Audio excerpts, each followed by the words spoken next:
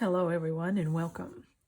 I hope you're ready for another one of these projects where I go back and pick up something I started and didn't finish.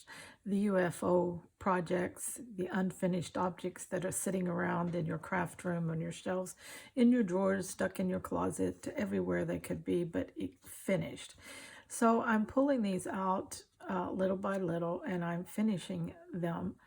And this was a project that I started a good year ago and got sidetracked, and I want to go back and finish it. Now, what I've got here is actually a photo album book that I've decided to turn into a slow stitch project book and a needle book all together in one package here. Pretty good sized. And but I found that the little tiny needle books, the little bags of projects and things like that, they're just messy. They're hard to keep up with. They're never enough of really when you want to sit down and seriously work, or when you're traveling to have all your things together. So I wanted to make mine a little more substantial and really make it usable and practical for me and how I work and what I think I need. So let me show you the inside. Now, as I said, this was a photo album, and it had many more of these plastic things that you slip your photos into. There were two more sections of them in here. I cut them all out and left, I believe there was there's 4 of these pages, and there are 4 sections to a page. So there's 16 places here that I can put little slow stitch inspirational things in here. Some laces, some nice fabrics, some coordinated yarns, some buttons and charms. Same thing on this side, floral motifs and things that I might make flowers out of.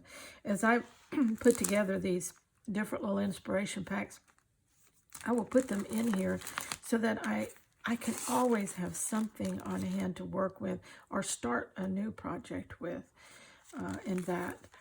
Now, the rest of the inside will be a needle book that I'm constructing, and I've got a beginning on it, and this is the first signature, and I'm thinking that I might be able to get 2 of the signatures in here.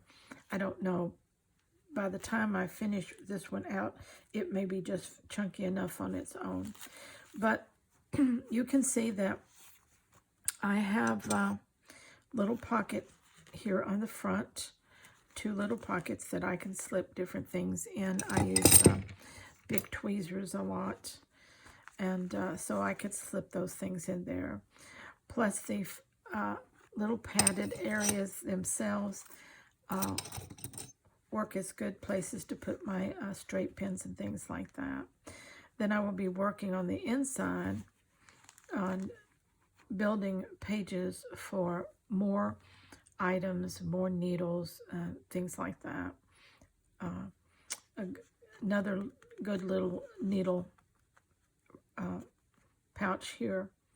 I will want some places to store a little bit more thread. I got quite a bit over here, but maybe the thread that I'm actually working with at the time. Like I said, 3 or 4 more pages in here to actually have a good area to put all the different needles and pins and stick pins and charms and all those kind of things that I want to use in different projects. Now, I am also going to make 2 to 4 pockets for this book, and you'll have to stick around to the end of this project to see how I make these pockets. I thought about making a cover, but then I like the cover of the book just like it is. So I didn't want to make a cover and then include pockets in that. So you'll just have to stick around and see how I do pockets for this project. Okay, I'm going to be working on that off and on, and so I just wanted to introduce you to the concept in case you wanted to get your own photo album, you've probably got one that you've been gifted or in a drawer somewhere that you've never used that you could cut up and use. Now, I had my husband with his little drill me holes here so that I can put in my needle book with a pamphlet stitch when I'm done. So that works for me too. And I just collage the inside of this page with paper just to have something colorful. And I love this quote, whatever you are, be a good one. Whatever we are, whatever our style, whatever we love, just do that well. Do yourself well. And you'll always be happy with your stitching. Okay, that's my project, one of my projects for this year to complete. And I will be working on this one off and on, and I will put it under a playlist because it's going to take more than one video to get it done. Or I tell you what, it's going to go under the UFO finishing projects, but I will list them and title them so you can follow it along really well. And I will probably be working on this in the next week or two with a new update, so you have time to get your book and maybe start thinking about your project working with a photo album book. Doesn't it make a handy way to keep little inspiration packets together?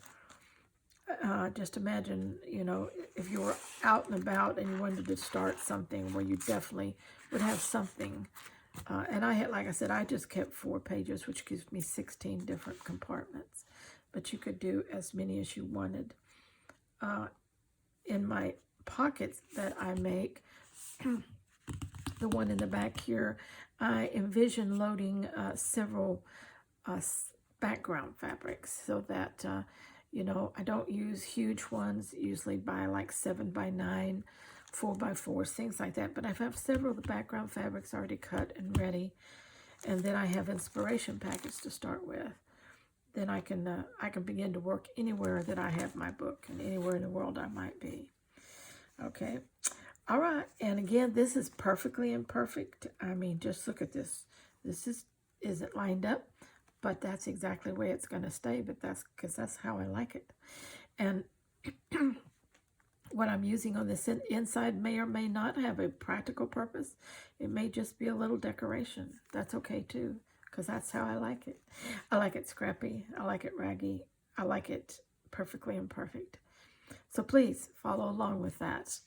And don't forget to subscribe and share my channel, please. Until next time, please stay scrap happy.